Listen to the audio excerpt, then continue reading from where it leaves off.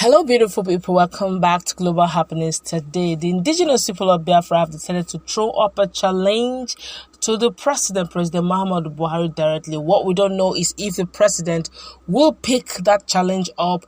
Then in another news, very quickly, it looks like the insecurity has taken a different dimension in Southeast as one Ebubeagu officer have seen this and it's getting out of hand. Nigerians, Southeasterners are worried. A lot of dynamics are beginning to play into the picture. Before we go into the news proper, to ram these two juicy news into one, like it, subscribe to our channel by clicking on the red subscribe button. Beside it, you will see a bell notification icon. Please go ahead, click on it to get notified as soon as we update our channel on YouTube. Let us start with the challenge thrown to President Muhammadu Buhari by the indigenous people of Biafra. The indigenous people of Biafra, Ipob, has maintained that its leader, Nnamdi Kanu, can defend himself in court. According to them, Ipob made the remark while noting that Kanu would defeat the President Muhammadu Buhari-led administration in both local and international courts. Spokesman to Ipob, that's indigenous people of Biafra, Ima Powerful, said Buhari government must allow the judiciary to decide Kanu's case. A statement by Powerful reads partly, "Nevertheless, the federal government and Buhari should understand that Nnamdi Kanu is capable of defending himself in the court, but Buhari and his government must be careful, neutral, and allow the court to flow freely because they have no case against our leader, Mazi Nnamdi Kanu. If they have a case against him, let them come straight to the court, not from the back door." According to Ima Powerful as well, he said our leader, Mazi Nnamdi Kanu, and Ipob will defeat them in both local and international court. The only thing they can save him, or the only thing that can save him rather, and his country, Nigeria, is referendum. A referendum date for the people of Biafra, because the whole world is keenly watching. This is coming when President Muhammadu Buhari downplayed the possibility of releasing Kanu. Buhari has said he can't release Kanu because he won't interfere with the judiciary. Meanwhile, some Igbo elders last year visited Buhari and urged him to release the indigenous people of Biafran leader.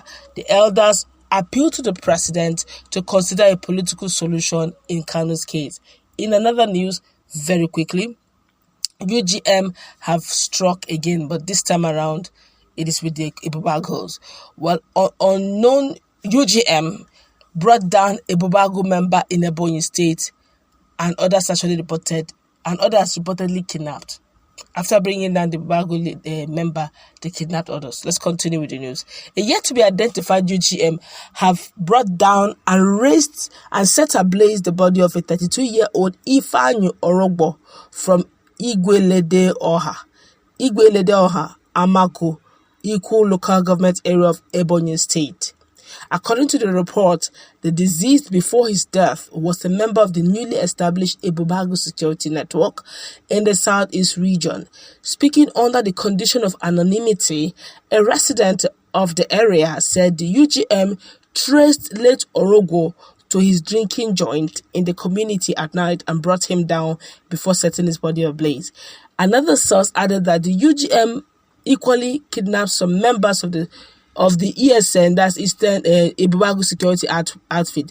After bringing down one member, they also kidnapped members of Ebubeagu security network outfit, while others managed to escape. When contacted, the state police public relations officer, DSP Lovette Oda, she confirmed the incident, adding that 2 persons have been arrested by the police in connection to the incident. According to her, and I quote, the DPO of Equal Police Division said that at about 3 a.m. in the morning, he received a phone call from one source at Igwe Amagu Igbo, that one Ebubeagu security outfit, Ifeanyi Orogbo, aged 32 years, an indigene of Igwe Odoha, was brought down and partially burned by UGM unknown persons in his beer parlor shop along Eka Anchara Agubea Road all in Ebonyi State.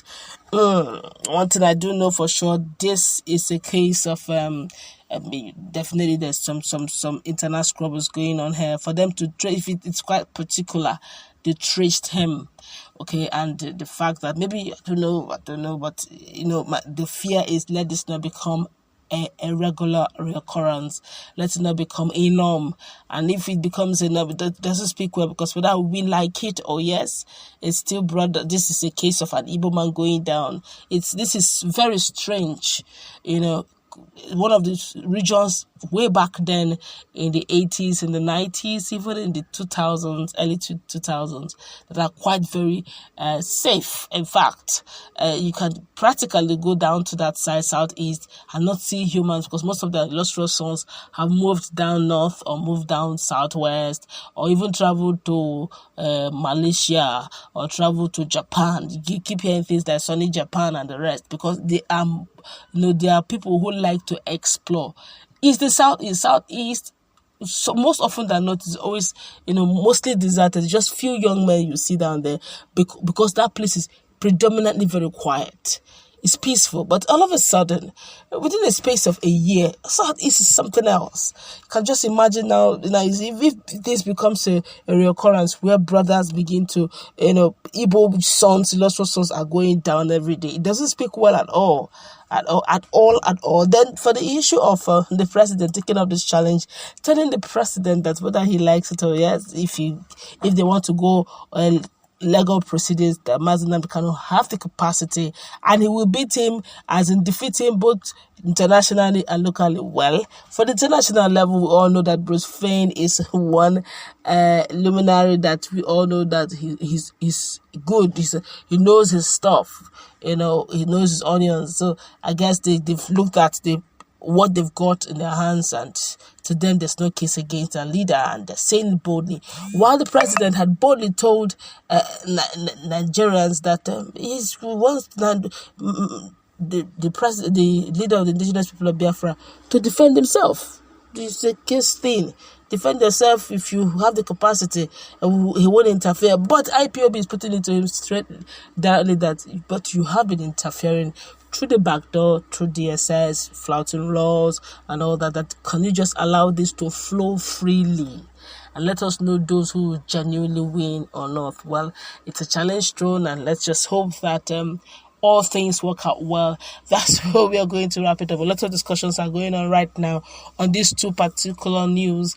For the sake of time, you'll not be able to go through some of the comments, but a whole lot of them are of the opinion and that Nnamdi Kanu may not win locally, but maybe internationally he may, but locally he may not. But I feel that his legal counsel, they have done their on the ground work. They're so sure that there's no case against them. They don't have a case against their client. That's where we're going to wrap it up. Let's meet in the comment section. What's your take? Do have